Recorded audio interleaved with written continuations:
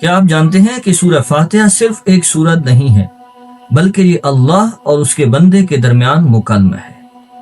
انسان جب بھی کوئی آیت پڑھتا ہے تو اللہ تعالیٰ کی طرف سے اس کے بدلے میں جواب دیا جاتا ہے۔ رسول اللہ صلی اللہ علیہ وسلم کا ارشاد ہے، اللہ تعالیٰ فرماتے ہیں کہ میں نے نماز یعنی سورہ فاتحہ کو اپنے اور بندے کے درمیان تقسیم کیا ہوا ہے۔ جب انسان کہتا ہے الحمدللہ رب العالمین تو اللہ تعالیٰ فرماتے ہیں حمدنی عبدی، میرے بندے نے میری حمد بیان کی۔ جب انسان کہتا ہے الرحمن الرحیم تو اللہ تعالیٰ فرماتے ہیں اثنى علی عبدی، میرے بندے نے میری تعریف بیان کی۔ جب انسان کہتا ہے مالک یوم الدین تو اللہ تعالیٰ فرماتے ہیں مجدنی عبدی، میرے بندے نے میری بزرگی بیان کی۔ جب انسان کہتا ہے ایاک نعبد و ایاک نستعین تو اللہ تعالیٰ فرماتے ہیں کہ یہ میرے اور بندے کے درمیان ہے، اور جو بندہ مانگے گا وہ اس کو ملے گا۔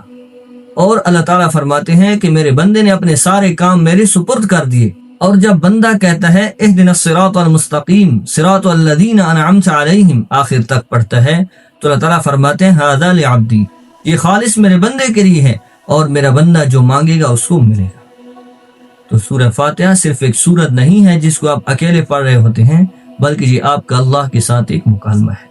تو اس لیے تیز تیز پڑھنے کی بجائے آہستہ اور ٹھہر کر پڑھیں، توجہ کے ساتھ پڑھیں۔ اگر ترجمہ یاد نہیں کر سکتے تو کم از کم اس کا مفہوم ذہن کے اندر بٹھائیں، اس سے آپ کا نماز کے اندر دھیان بھی لگے گا، توجہ بھی بڑھے گی، اور جو نماز سے مقصد ہے وہ بھی پورا ہوگا۔